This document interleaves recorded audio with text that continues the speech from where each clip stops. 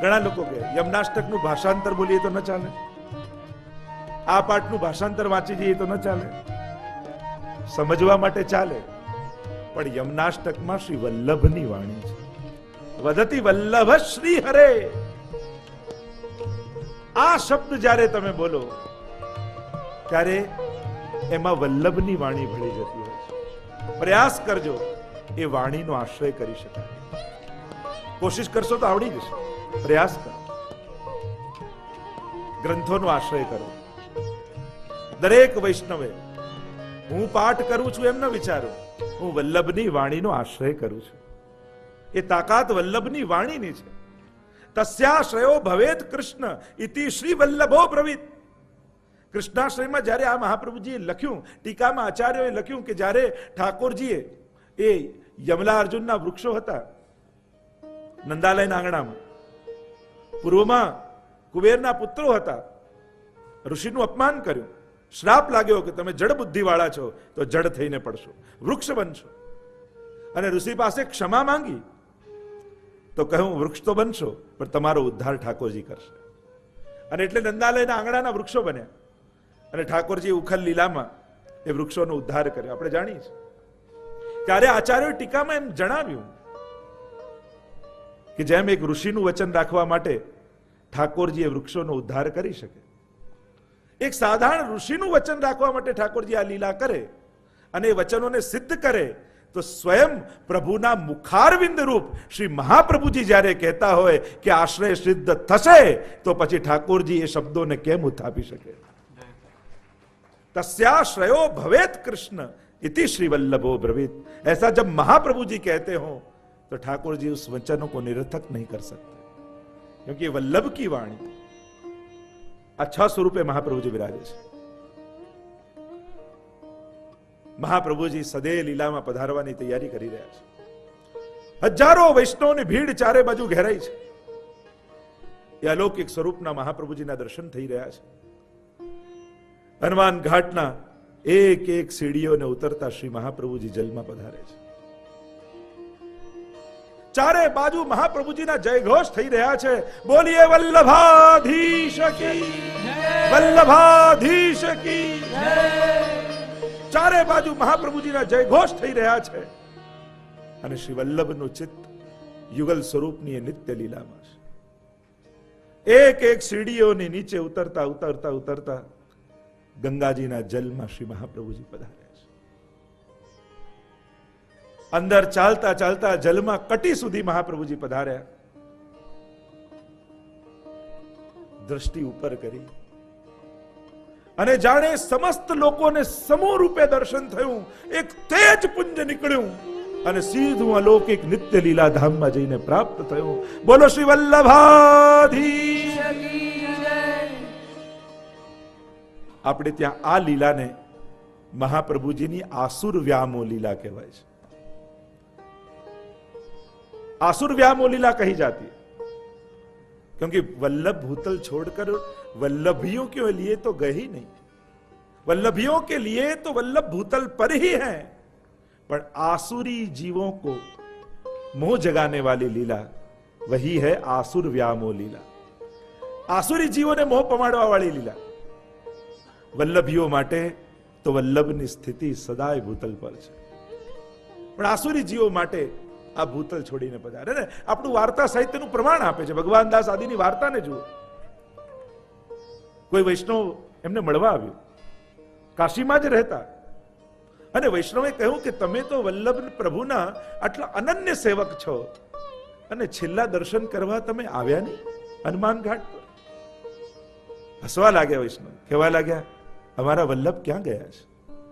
અરે હું જોઈને આવ્યો, હનુમાન ઘાટ પર શ્રી મહાપ્રભુજી જલમાં પધાર્યા અને તેજ પુણ્ય રૂપે નિત્ય લીલામાં પ્રાપ્ત થયા. મેં મારી આંખે જોયું છે. હસવા લાગ્યા ભગવાન દાસ. કહ્યું કે આવો મારી સાથે, મહાપ્રભુજીના દર્શન કરવા છે. એ ભૂતલ છોડીને પધાર્યા, આવો મારી સાથે. અંદર લઈ ગયા સેવાના ઓરડા. દ્વાર બંધ હતા અને કહ્યું આ દ્વાર ખોલો. અને જ્યાં પેલા વૈષ્ણવે દ્વાર ખોલ્યા, જુએ તો મહાપ્રભુજી ભીતર બિરાજી સંધ્યા વંદન કરી રહ્યા છે. દૈવી જીવો માટે તો આજે ભૂતલ પર વલ્લભ છે. અને જો મારી દ્રષ્ટિએ જોવા જાઉં હું તો એમ જ માનું આ જેટલા વૈષ્ણવ છે ને એમનું હૃદય મહાપ્રભુજીની બેઠક છે. તમે કોઈ એક તરસ્યા વૈષ્ણવને જલ પાવી દો ને તો એ મહાપ્રભુજીની બેઠકમાં ઝારી ભરાનું પુણ્ય તમને મળી જાય. ये प्रत्येक वैष्णव वल्लभ की बैठक. श्री महाप्रभु जी सदैव नित्य लीला में पधारे. गुसाई जी ने खूब ताप थवा लागी.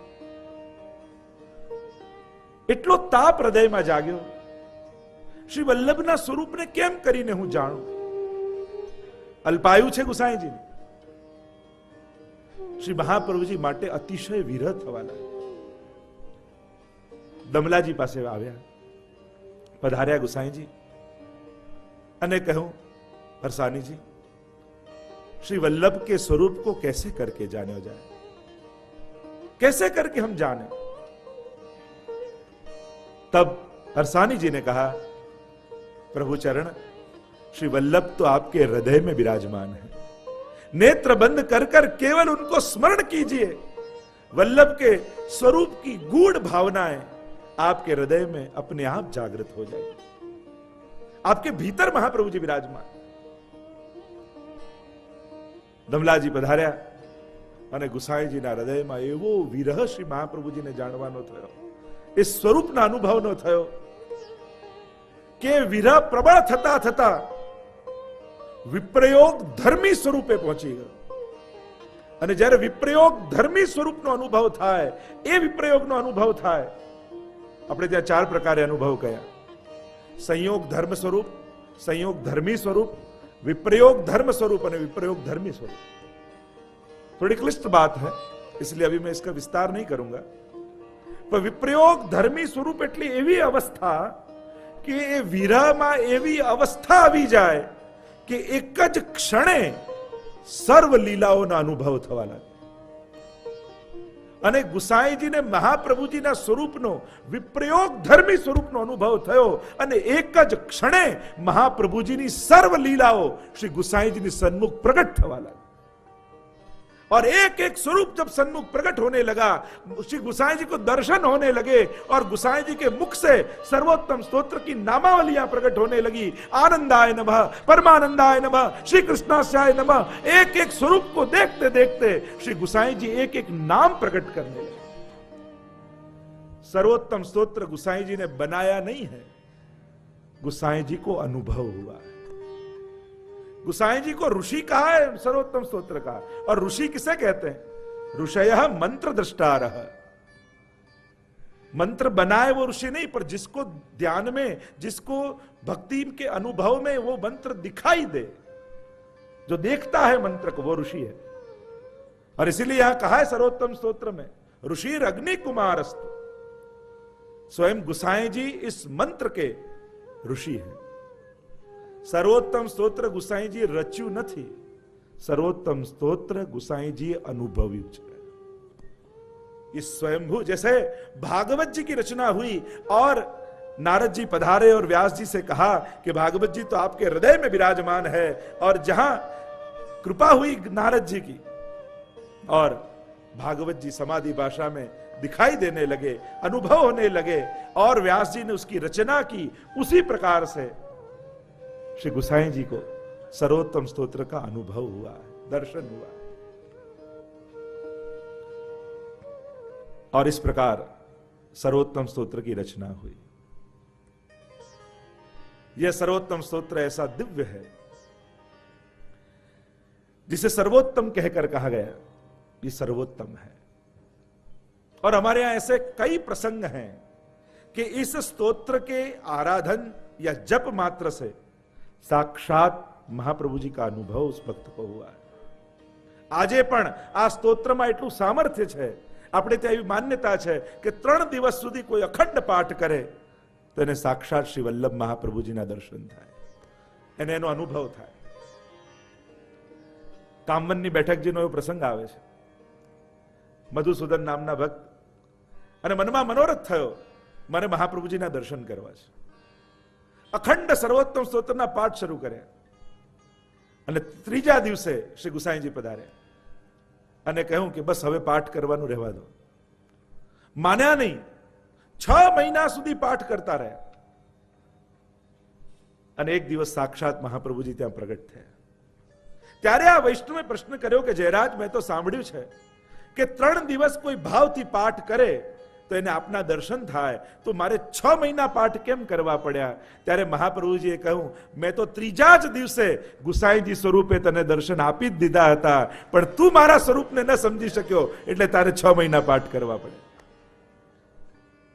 देखो, प्रभु की प्राप्ति के लिए हम आराधन तो करते हैं, पर फिर ऐसी शर्त मत रखो कि मैंने जो सोचा है वही स्वरूप से प्रभु आए. प्रभु तो कभी भी कोई भी स्वरूप से अनुभव करा देते. देखो, शास्त्रों के वचन कभी मिथ्या नहीं होते, पर हम शास्त्र वचनों का आश्रय तो करते हैं, पर उन शर्तों के साथ कि मैंने जैसा सोचा है वैसे ही रूप से ठाकुर जी आए. तुलसी इस संसार में सबसे मिलिए जाए, ना जाने किस रूप में नारायण मिल जाए. कौन रूप से वो पधारे, ये तो हमारे आंखों की तैयारी चाहिए. वो आते हैं वो निश्चित है. અને આમ આ સર્વોત્તમ સ્તોત્રનો એવી મહત્તા આપણે ત્યાં માનવામાં આવી. આપણે ત્યાં પ્રસંગ આવે છે, પુરુષોત્તમજીની પ્રસંગ. નાના હતા, પ્રકાંડ વિદ્વાન જેને આપણા સંપ્રદાયના માનવામાં આવે છે શ્રી પુરુષોત્તમજી. અલ્પાયુના હતા, 5 વર્ષના. અને 5 વર્ષના એકલા હવેલીમાં બિરાજમાન માતૃચરણ સાથે એટલામાં કોઈ વિદ્વાન આવ્યો અને શાસ્ત્રાર્થનો પડકાર ફેરક્યો, મારે આપની સાથે શાસ્ત્રાર્થ કરવું છે. બાલ અવસ્થાના મૂંઝવાઈ ગયા, રડતા રડતા માતૃચરણ પાસે ગયા અને કહેવા લાગ્યા કે પેલા પંડિતે મને શાસ્ત્રાર્થ માટે પડકાર ફેંક્યો છે, શું કરું? મને તો કઈ આવડતું નથી. માતૃચરણે કહ્યું, આપ વલ્લભના વંશજ છો, આપને ચોપડીઓ વાંચવાની જરૂર નથી. આપ કેવલ મહાપ્રભુજીનું ધ્યાન કરો અને સર્વોત્તમ સ્તોત્રનો અખંડ 3 દિવસ પાઠ કરો. અને એ પ્રમાણે 3 દિવસ અખંડ પાઠ કર્યો. સાક્ષાત મહાપ્રભુજી સન્મુખ પ્રગટ થયા અને મહાપ્રભુજીએ હાથ મસ્તક પર ફેરવતા કહ્યું, બાબા, દરેક ગ્રંથનો પહેલો શ્લોક અને છેલ્લો શ્લોક વાંચી જાઓ, સર્વ ગ્રંથો આપને હૃદયારૂઢ થઈ જશે. અને 5 વર્ષના પુરુષોત્તમજીએ દરેક ગ્રંથોના પહેલો શ્લોક અને છેલ્લો શ્લોક મહાપ્રભુજીનું સ્મરણ કરીને પાઠ કર્યા. સર્વ ગ્રંથો હૃદયારૂઢ થઈ ગયા. અને એ ભારત વર્ષનો પ્રકાંડ પંડિત સામે બેઠો હતો અને એક એક શાસ્ત્રોના વચન આપી આપી આ 5 વર્ષના વલ્લભકુલના આચાર્ય એ પ્રકાંડ પંડિતને પરાસ્ત કરી દીધા. આ વાકપતેનો વંશજ છે. આ શ્રી વલ્લભનો સર્વોત્તમ સ્તોત્રનો પ્રભાવ છે. એવા તો અનેક પ્રસંગો આપણે ત્યાં મળે છે.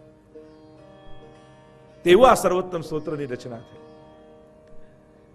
શ્રી મહાપ્રભુજીનું આ દિવ્ય સ્વરૂપ સર્વોત્તમ સ્તોત્રમાં બિરાજમાન છે.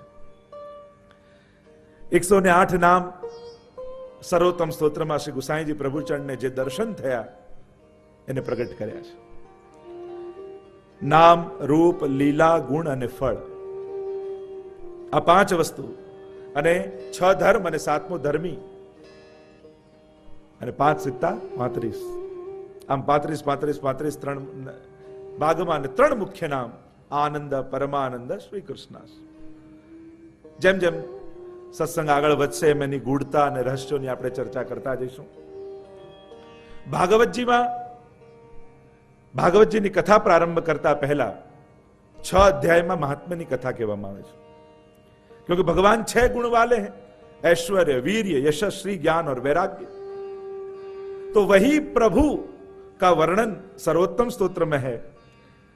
અને એટલા માટે પહેલા 6 શ્લોક એ महात्म्यના કહેવામાં આવે.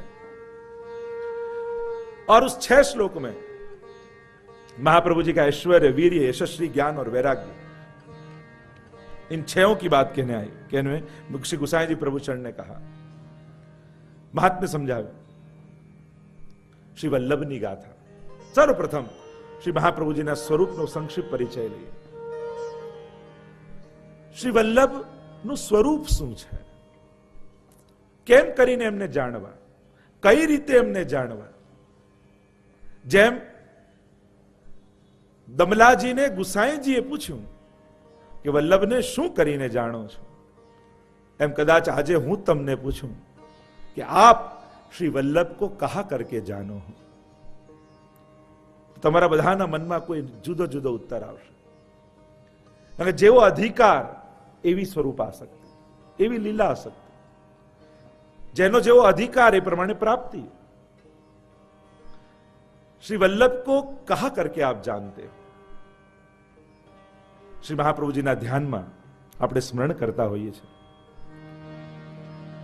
સૌંદર્યમ નિજરદગતમ પ્રકટિતમ સ્ત્રી ગૂઢ ભાવાત્મકમ પૂરુ પંચ પુનસ્તદંતરગતમ પ્રાવી વિશત સ્વપ્રિયે સંશ્લિષ્ટા ઉભયોર બભૌ રસમય કૃષ્ણો હિ યત સાક્ષિકમ રૂપમ તત त्रितयात्मकम. त्रितयात्मक स्वरूप के बारे में श्री महाप्रभु जी के लिए कहा गया. त्रितयात्मक स्वरूप, त्रण भाव स्वरूप ना कहा. विरहात्मक, रसात्मक અને ભાવાત્મક.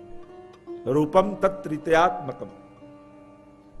या आचार्य स्वरूपे, प्रभु स्वरूपे અને સ્વામીજી સ્વરૂપે.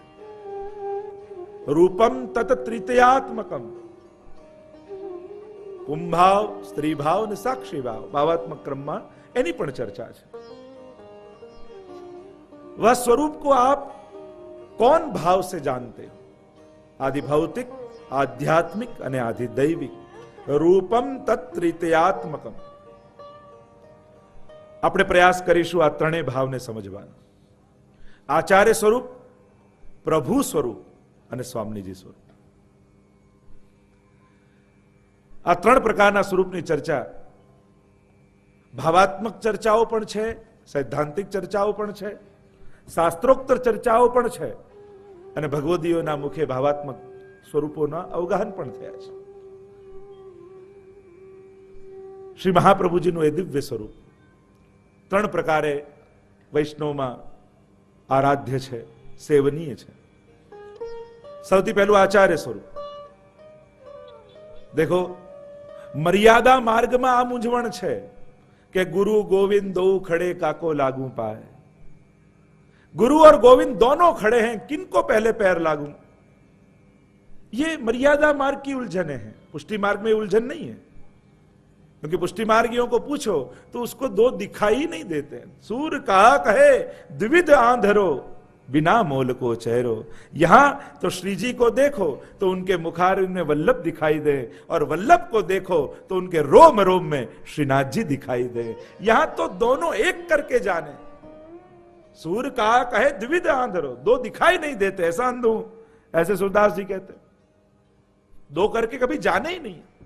क्योंकि जब सूरदास जी का जाने का समय था भगवत धाम में, और तब प्रश्न किया गया उनके सामने कि सूरदास जी आपने प्रभु के तो 1.25 लाख पद गाए, पर महाप्रभु जी का एक भी पद नहीं रचा, श्री वल्लभ का कोई पद नहीं रचा. सूरदास जी ने बड़ा सुंदर उत्तर दिया और कहा कि न्यारो देखतो तो न्यारो गातो. दोनों में भेद देखता तो भेद करके गाता. मैंने कभी दोनों में भेद देखा ही नहीं है. मैंने तो वल्लभ के ही पद गाए हैं, केवल नाम ठाकुर जी का धरा है. मैंने तो दोनों को एक करके जाना है. फिर भी आज आपने कहा है तो ये पद मैं गाता हूं जो मेरे 1.25 लाख पदों के फल रूप है. और तब सूरदास जी ने गाया, दृढ़ इन चरणन केरो भरोसो, श्री वल्लभ नक चंद्र छटा बिन सब जग मांझ अंधेरो. सूर कहा कहे द्विविध आंधरो बिना मोल को चेहरो. ये उलझन पुष्टि मार्गियों की नहीं है कि पहले किसको जाकर पैर लगे. यहां तो ये ही ते ही कछु न संदेह. कभी भेद करके जाना ही नहीं. तो आचार्य स्वरूप श्री महाप्रभु जी पधारे हैं, स्वयं प्रभु का ही स्वरूप. वैसे तो शास्त्रों ने भी कहा आचार्य माम विजानियात, आचार्य भी भगवत रूप है, पर ऐसे ही किसी को भगवान नहीं मान लेते. કોઈ ભગવત અવતાર હોય તો એના ઘણા બધા પ્રમાણો જોઈએ. એના જન્મ પહેલા ગ્રંથોમાં લખાયેલું હોવું જોઈએ. શ્રી મહાપ્રભુજી માટે અનેક ગ્રંથોમાં ઉલ્લેખ આવ્યો. અગ્નિ રૂપો દ્વિજાચાર્યો ભવિષ્યામિ ભૂતલે વલ્લભો અગ્નિ રૂપ શાદ વિઠ્ઠલ પુરુષોત્તમ. પુરાણો में आया, और પુરાણો તો કોઈ પુષ્ટિ માર્ગીએ લખ્યા નથી, વ્યાસજીએ લખ્યા છે. એમાં સ્પષ્ટ નામનો ઉલ્લેખ આવ્યો કે આ રીતે ભૂતલ પર અગ્નિ દ્વિજાચાર્યો ભવિષ્યામીય ભૂતલે વલ્લભો અગ્નિરૂપ સ્યાદ વિઠ્ઠલ પુરુષોત્તમ. આ રીતે મહાવલ્લભ રૂપે અને વિઠ્ઠલ રૂપે હું પધારીશ. સ્પષ્ટ ઉલ્લેખ શાસ્ત્રોમાં છે. સાંડિલ્ય સંહિતામાં મહાપ્રભુજીનો સ્પષ્ટ નામનો ઉલ્લેખ છે. કદાચ ગ્રંથો સુધી આપણે ન પહોંચી શકીએ તો આપણે બધા જેને ઓળખીએ છીએ અને જે પુષ્ટિ માર્ગના પહેલા વધાઈયા કહેવાય છે એવા જૂનાગઢના નરસિંહ મહેતા, જેણે પુષ્ટિ માર્ગની પહેલી વધાઈ ગાઈ. અને ક્યારે ગાઈ? જ્યારે મહાપ્રભુજી અને ગુસાઈજીનું પ્રાગટ્ય પણ ભૂતલ પર નહોતું થયું એ પહેલા નરસિંહ મહેતાએ ગાયું છે. કારણ કે નરસિંહ મહેતાનો સમય લગભગ 600 વર્ષ પૂર્વનો છે, એટલે કે મહાપ્રભુજી પહેલાનો સમય. અને નરસિંહ મહેતાએ પહેલી વધાઈ ગાતા કહ્યું, શ્રી વલ્લભ વિઠ્ઠલ પ્રગટશે, પુષ્ટિ માર્ગ વિશદ કરશે, નિસ્સાધન જનતે તારશે. પુષ્ટિ માર્ગના પહેલા વધાઈયા નરસિંહ મહેતા કહેવાય છે, જેણે સ્પષ્ટ મહાપ્રભુજી અને ગુસાઈજીના નામનો ઉલ્લેખ કર્યો છે અને કહ્યું કે આ રીતે વલ્લભ અને વિઠ્ઠલ રૂપે સ્વયં પ્રભુ ભૂતલ પર પધારશે અને નિસ્સાધન જનોનો ઉદ્ધાર કરશે. નિસ્સાધન જનહિત કરવા શ્રીનાથ વિઠ્ઠલ આવ્યા. સ્વયં ગોપાલદાસજીએ પણ મહાપ્રભુજીનો સ્વરૂપનો પરિચય આપતા બીજા આખ્યાનમાં, જેમણે નવ આખ્યાન રચ્યા, વલ્લભાખ્યાન જેમણે રચ્યું એવા ગોપાલદાસ, એમની દ્રષ્ટિએ જો મહાપ્રભુજીના સ્વરૂપનો પરિચય લઈએ તો દ્વિતીય આખ્યાનમાં ગોપાલદાસજીએ આખા મહાપ્રભુજીનું જીવન ચરિત્ર ગાયું છે અને એનો પ્રારંભ કરતા જ મહાપ્રભુજીના સ્વરૂપનો પરિચય આપતા લક્ષ્મણ સુત શ્રી વલ્લભ રાય. और कैसे महाप्रभु जी स्मरण करता दुष्कृत जाए, स्मृति मात्रार्थी नाशन. સર્વોત્તમ સૂત્રમાં આવશે નામ. કેવલ સ્મરણ માત્રથી સર્વ આરતીને હરી લેનારા શ્રી મહાપ્રભુજી છે. શ્રી પ્રભુને પ્યારા શ્રી યમુનાજીના લાડીલા એવા રસિક સત્સંગી વૈષ્ણવોને જે શ્રીના આ વચનામૃત ગમ્યા હોય તો આ વિડીયોને લાઈક કરજો, શેર કરજો અને કમેન્ટ બોક્સમાં જય શ્રી કૃષ્ણ જરૂર લખજો. અને હા, અમારી ચેનલ શ્રી વલ્લભ સત્સંગને સબસ્ક્રાઈબ કરવાનું ભૂલશો નહીં, જેથી તમને આવા અવનવા વચનામૃતો મળતા રહે.